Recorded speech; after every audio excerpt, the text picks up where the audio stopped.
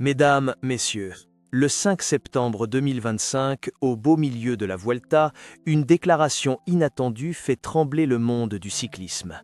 Miguel Indurain, légende 5 fois vainqueur du Tour de France, prend position. Il soutient publiquement Juan Ayuso, jeune coureur en guerre contre l'équipe UAE Emirates, qu'il qualifie de régime autoritaire. Pourquoi ce silence brisé après des décennies de discrétion? Pourquoi maintenant? Et surtout, que cache vraiment ce soutien? Indurain, réputé pour son calme, sa neutralité, son image sans tache, se retrouve propulsé au cœur d'un débat brûlant. Mais ce n'est pas la première fois que son nom dérange. Ses liens passés avec des figures controversées, ses déclarations ambiguës sur le dopage, ses choix de loyauté surprenants. Alors, Miguel Indurain est-il resté intouchable parce qu'il n'a jamais été questionné ou parce qu'on n'a jamais osé? Navarre, nord de l'Espagne. Le 16 juillet 1964, dans une famille modeste d'agriculteurs, naît Miguel Indurain Larraya. Il grandit dans le silence de la campagne, entre les vignes et les collines, loin des projecteurs. Rien dans ses premières années ne laisse présager la légende qu'il deviendra. Pourtant, à 16 ans, il remporte sa première course locale. À 20 ans, il passe professionnel avec l'équipe Reynolds, futur Banesto. Dans l'Espagne post-franquiste des années 80, où tout semble possible mais où peu réussissent, il avance comme un métronome. Pas un mot de trop. Pas un geste inutile. Dans un univers dominé par les figures charismatiques et bruyantes, lui se forge une réputation de géant silencieux. Mais ce calme cache une ambition redoutable. Entre 1991 et 1995, il remporte 5 Tours de France consécutifs, un record à l'époque. Son allure, imposante. Son style, implacable. Sa stratégie, tuer la course contre la montre et contrôler en montagne. Il devient un héros national. En pleine transition démocratique, l'Espagne a soif de symboles. Indurain incarne l'effort, la régularité, la dignité tranquille. À l'opposé des cyclistes explosifs à la personnalité débordante, lui rassure. Il est celui qu'on ne soupçonne pas, celui qu'on respecte parce qu'il ne parle pas. Les journalistes peinent à le faire parler de lui. On dit de lui qu'il n'a aucune aspérité. Mais ce mythe de pureté absolue, d'homme intègre sans faille, est-il humainement tenable? Car dès la fin des années 90, quelque chose change. Alors qu'il quitte discrètement la scène en 1996, sans fracas, le monde du cyclisme entre dans l'ère des révélations sur le dopage. Festina, Puerto, Armstrong, US Postal. Une hémorragie de scandales secoue les fondations du sport. Pourtant, Indurain reste là, intact. Les rares fois où il s'exprime, c'est pour défendre l'indéfendable. Il déclare croire en Lance Armstrong. Il minimise les liens de son équipe avec certains médecins douteux. Il ne nie jamais, mais il ne confirme rien.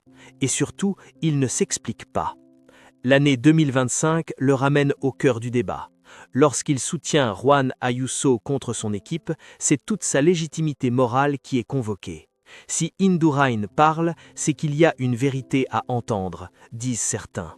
Non, il protège ceux qui lui rappellent sa propre jeunesse, répliquent d'autres. Mais le timing interroge. Pourquoi intervenir au milieu d'un tour? Pourquoi défendre publiquement un coureur accusé d'indiscipline et pas son équipe?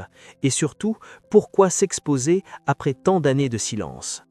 Il ne s'agit pas d'une simple opinion, pas quand on s'appelle Miguel Indurain. Chaque mot devient un geste politique, chaque prise de parole un acte qui résonne dans les travées du cyclisme mondial.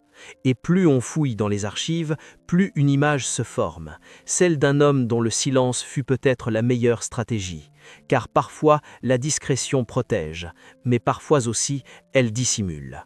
En 1991, les routes du Tour de France vibrent sous les roues d'un homme qui semble défier les lois de la gravité et de l'effort.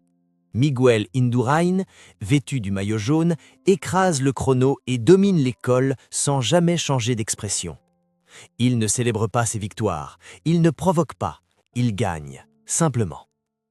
Pendant 5 années consécutives, il règne sans partage sur la plus grande course cycliste du monde. Une performance qui, à l'époque, semble presque surhumaine. Il est le premier à réaliser un tel exploit dans l'ère moderne, battant des champions comme Chiappucci, Bugno, Pantani, Rominger. Tous tombent, l'un d'après l'autre, devant l'implacable machine navarraise. Le secret d'Indurain semblait être sa capacité à annihiler la course dès les contre-la-montre. Il prenait une avance colossale sur ses rivaux, puis contrôlait les étapes de montagne avec une froideur presque militaire. Sa puissance, son endurance, son calme glaçant sur le vélo deviennent sa marque de fabrique. Mais ce ne sont pas seulement ses jambes qui bâtissent sa légende, c'est aussi son mystère. En conférence de presse, il répond en monosyllabes. Il fuit les polémiques, il ne parle jamais de ses rivaux. Il est un mythe vivant, mais un mythe muet. L'Espagne l'adule, il est décoré par le roi Juan Carlos. Les journaux titrent « Miguel el Limpio », Miguel le Pur. Il devient une icône nationale au même titre que Rafa Nadal ou Pau Gasol bien plus tard. Les sponsors se l'arrachent. Sa silhouette, impassible, devient synonyme d'excellence. En 1992, il remporte le Giro d'Italia en plus du Tour. Il enchaîne les succès sans faiblir. On l'appelle « El extraterrestre ». Des rumeurs circulent déjà sur sa VO2 max hors norme, sur son rythme cardiaque au repos incroyablement bas. Mais tout est balayé d'un revers de main. Miguel, c'est la régularité, la discipline, le corps parfait pour un sport exigeant. Les journalistes le comparent à un ordinateur, sans émotion, sans faille. Certains s'interrogent. Et s'il était trop parfait pour être vrai? Mais ces questions restent marginales. Dans les années 90, la victoire a encore le goût de légende. En 1996, alors qu'il semble encore capable de gagner, Indurain perd son tour. Il termine 11e, sans drame, sans plainte. Il annonce sa retraite dans une déclaration brève, sans larmes. « Mon temps est passé », dit-il. À 32 ans, il tourne le dos à la compétition, auréolé de gloire. Aucun scandale, aucune accusation, juste une aura d'invincibilité ternie par le silence. Mais justement, c'est ce silence qui commence à interroger. Pourquoi n'a-t-il jamais parlé du dopage qui gangrénait déjà le peloton? Pourquoi avoir soutenu certains coureurs controversés? Pourquoi avoir toujours fui les débats qui faisaient rage autour de lui? Son image de champion pur commence peu à peu à montrer des fissures. La presse sportive, jadis élogieuse, devient plus curieuse. Des biographies non officielles apparaissent, des témoignages refont surface. Mais à cette époque encore, rien ne l'atteint vraiment. Il reste aux yeux du grand public un exemple, une légende, un monument de stabilité dans un sport qui sombre. Et c'est peut-être là le paradoxe le plus fascinant de Miguel Indurain. Un homme qui a tout gagné en restant invisible, qui a bâti sa grandeur sur le reflux de la lumière. Mais peut-on rester dans l'ombre quand les ombres finissent par vous rattraper? Pendant des années, son nom a resté au-dessus de tout soupçon. Mais les fissures, si petites soient-elles, finissent toujours par élargir la faille. Et chez Miguel Indurain, ces fissures ont des noms. Ayuso, Armstrong, Conconi. Tout commence officiellement en 2012 lorsqu'il est interrogé pour la première fois sur l'affaire Lance Armstrong. Tandis que l'Amérique découvre l'ampleur du système de dopage US Postal, Indurain prend tout le monde à contre-pied. Il affirme calmement qu'il croit toujours à la propreté d'Armstrong, une déclaration qui fait l'effet d'une bombe. Pourquoi ce soutien alors que tous les autres champions prennent de la distance? Est-ce de la loyauté mal placée, de la naïveté ou un code du silence? La question ne trouve pas de réponse claire, car Miguel, fidèle à soi-même, ne s'explique pas davantage. Puis viennent les révélations sur Francesco Conconi, médecin italien reconnu pour ses recherches sur l'endurance et plus tard accusé d'avoir administré de l'EPO à de nombreux coureurs professionnels. Et Banesto, l'équipe d'Indurain, apparaît dans les listings de ses collaborations. La défense d'Indurain et de son entourage est simple, ils n'étaient que des clients, ils faisaient des tests physiologiques. Mais les experts ne sont pas dupes. Sandro Donati, figure emblématique de la lutte antidopage, le dit clairement. Si Conconi était là, ce n'était pas pour mesurer l'endurance, mais pour la transformer. Miguel, lui, continue de nier toute implication.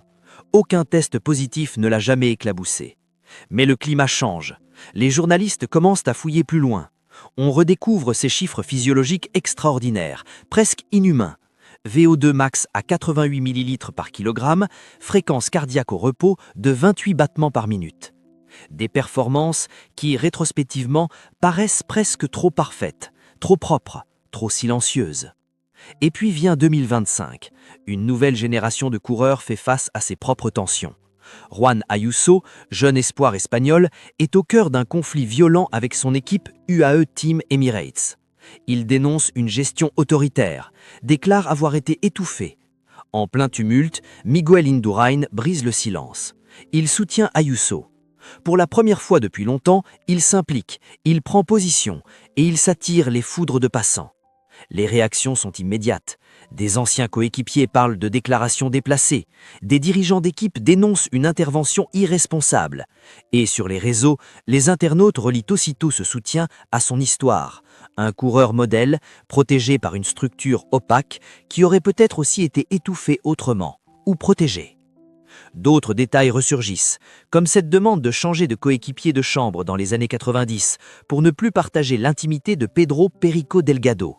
Une simple anecdote ou le signe d'un caractère intraitable, perfectionniste à l'extrême, incapable de tolérer la moindre différence. Les doutes s'accumulent. Indurain n'a jamais été suspendu, il n'a jamais triché officiellement, mais il n'a jamais non plus dénoncé, ni ceux qui l'ont entouré, ni ceux qui l'a soutenu. Et si le vrai scandale, c'était justement ce silence? Le nom de Miguel Indurain continue d'être prononcé avec respect. Mais ce respect, autrefois unanime, commence à se fragmenter. À mesure que les débats sur l'éthique sportive prennent de l'ampleur, sa position devient inconfortable. Après sa prise de parole en faveur de Juan Ayuso, les réactions ne se font pas attendre. Les journalistes spécialisés, qui avaient jusque-là traité Indurain avec déférence, adoptent un ton plus critique. On s'interroge. Pourquoi défendre un jeune coureur accusé d'indiscipline contre une structure aussi prestigieuse que UAE Team Emirates? Indurain, fidèle à son habitude, refuse de s'expliquer davantage. Il laisse planer le doute. Cette stratégie, qui lui avait permis d'échapper aux tempêtes pendant sa carrière, semble désormais le desservir. L'époque a changé, le silence n'est plus une vertu, il devient suspect. Les réseaux sociaux, eux, ne pardonnent pas. On y exhume ses anciennes déclarations sur Armstrong, on partage des extraits d'interviews tronqués, des suppositions, des théories. Certains fans le défendent avec ferveur, d'autres, plus jeunes, le remettent en question, se demandant si cette figure d'autorité n'est pas un vestige d'une époque trouble où l'omerta régnait. Miguel Indurain, qui s'était toujours tenu à l'écart du bruit, se retrouve seul face à une vague de doutes. Il refuse les plateaux télé, décline les invitations à se justifier. Il se réfugie dans sa ferme familiale, dans le silence qu'il a toujours défini. Mais dans cette retraite choisie, une question semble le hanter. Et si le monde n'avait jamais vraiment connu la vérité? Et si le héros qu'il est devenu était, malgré lui, une fabrication partielle? La chute d'Indurain n'a rien de spectaculaire, pas de procès, pas de larmes, pas de désaveu officiel. Seulement une lente érosion de l'image, une fissure discrète mais irréversible.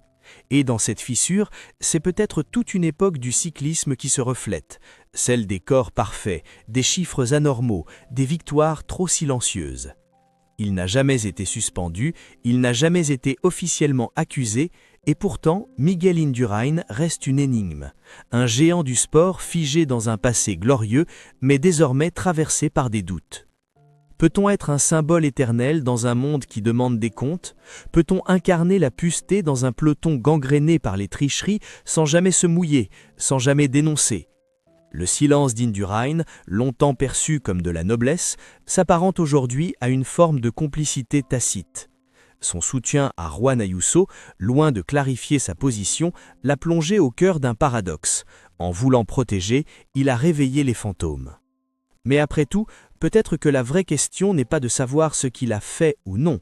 Peut-être que la vraie question est celle-ci. Dans une époque où tout finit par se savoir, que choisit-on encore de taire? Et vous, chers spectateurs, croyez-vous encore au héros silencieux? Il est désormais là, face à nous. Non plus en champion, mais en homme. Miguel Indurain, l'icône lisse du cyclisme espagnol, aura mis 60 ans pour ouvrir une brèche dans le mur de silence qu'il avait si solidement construit.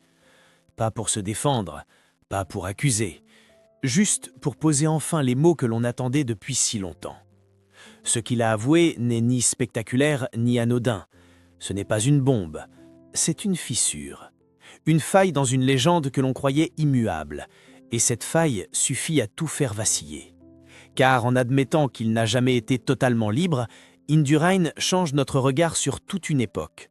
Sur les victoires, sur les silences, sur les héros qu'on a voulu croire parfaits. Il n'a pas dit « j'ai triché », il a dit « je me suis tu ». Et cette nuance dit tout. Peut-être n'a-t-il jamais franchi la ligne rouge, peut-être n'a-t-il été que le rouage d'un système où l'on ne posait pas de questions, où l'on avançait tête baissée, les jambes plus rapides que la conscience. Mais à ce niveau d'excellence, l'ignorance volontaire est-elle encore une excuse? Aujourd'hui, son témoignage laisse une trace, non pas celle d'un aveu complet, mais celle d'un malaise, d'un vide, d'un passé trop lisse pour être honnête. Il nous oblige, nous spectateurs, à nous demander combien d'autres icônes dorées ont choisi le silence plutôt que la vérité. Et surtout, sommes-nous prêts à entendre les réponses si elles viennent un jour? Parce qu'au fond, peut-être que le plus grand exploit de Miguel Indurain n'a pas été de gagner 5 Tours de France, mais d'avoir enfin un jour osé dire « Je n'étais pas libre ».